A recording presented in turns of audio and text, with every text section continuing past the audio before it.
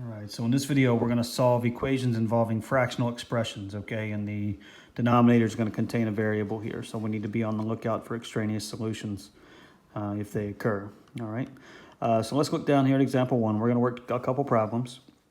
In order to do this, what we want to do in the very first step is to eliminate fractions. And in order to do that, we're going to have to multiply both sides of the equation by the common denominator, okay? So obviously we have to find it first.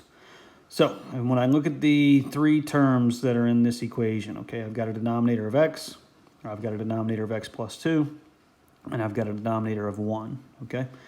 So I'm just going to put all those together. There's nothing that can be factored here. So my least common denominator is going to be the product of x and x plus 2, okay? X and x plus 2. So x times x plus 2 is my least common denominator. We want to find the least common denominator, not just any common denominator. It's going to make our work a little easier. Okay?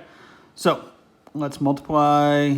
We've got our equation. We're going to multiply both sides by that common denominator. So multiply the left side by x, x plus 2. Multiply the right side by x, x plus 2. Okay? Okay, so on the left side, what's going to happen? When I multiply this times this 3 over x, notice the x's are going to cancel out. And that's going to leave me with 3 times x plus 2. Okay? When I multiply the common denominator by the second part on the left side, the x plus 2's cancel out. So I'm left with 5x. Okay? On the right side, I've got 2x times x plus 2. Okay? On the left side now, we're going to have to distribute. On the right side, we're going to distribute. And I get 3x plus 6 plus 5x equals 2x squared plus 4x. All right? So now, you should recognize that we've got a quadratic term here. So we're going to have a quadratic equation. All right? In the previous set of notes, we went over several ways to solve quadratic equations. Square root method, factoring, quadratic formula, completing the square, okay? First thing we want to do, we want to see what method's going to be best for us. So let's get everything on one side, set it equal to 0, okay?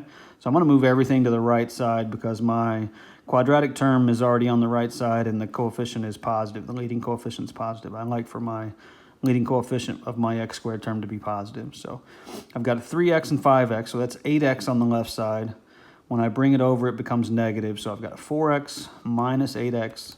So it's going to give me a negative 4x on the right side. And I've got to bring the 6 over, and it's going to become negative as well. All right? Now, we talked about factoring a lot. You got to recognize there's a GCF here. All three of these terms are divisible by 2. So when I take out a 2, my trinomial that's left over is x squared minus 2x minus 3. Okay? If I divide both sides by 2 here, okay, that 2 goes away. So I don't even have to concern myself with it anymore. So if I divide both sides by 2, this 2 is gone on the right side. 0 divided by 2 is still 0. All right? This can be factored pretty easily, as a matter of fact. So I would stay away from the quadratic formula here, unless you've determined you always want to use the quadratic formula, which I don't suggest. If you can factor, please factor. So x squared minus 2x minus 3 factors is x minus 3 times x plus 1, okay? Use the zero product property. I want to set each of these factors equal to 0. So x minus 3 equals 0, or x plus 1 equals 0. All right, solve those equations to get my two solutions. So positive 3 and negative 1. Now, extraneous solutions can occur, so we need to check our work. Plug in 3 for both. You get 1 plus 1 equals 2. So that's going to work.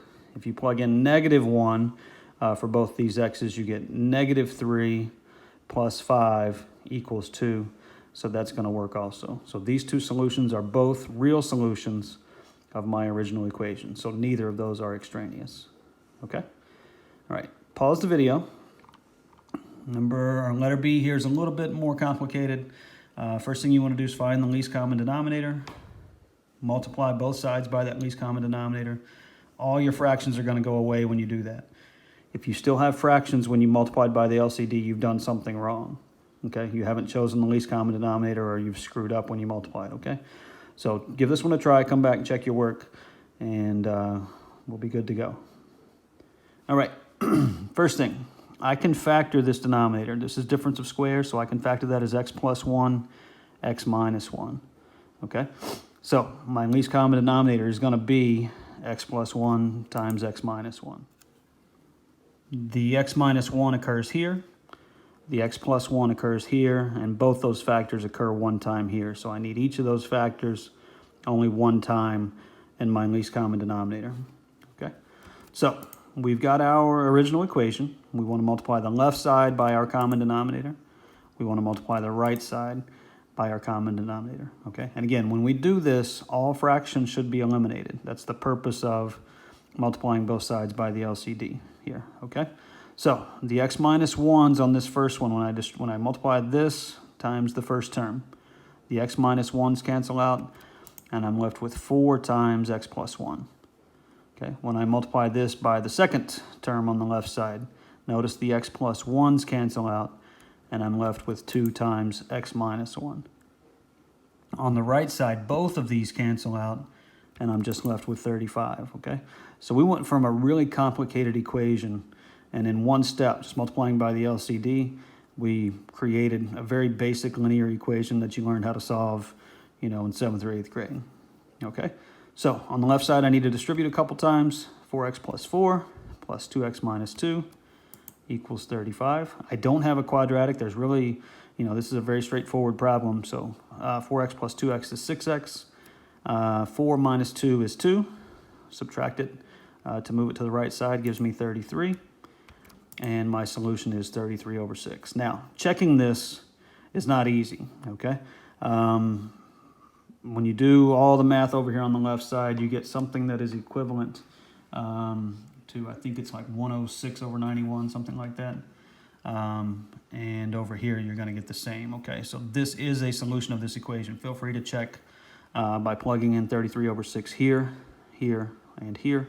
But what you will see is that it is a true solution of the equation. It is not extraneous, okay?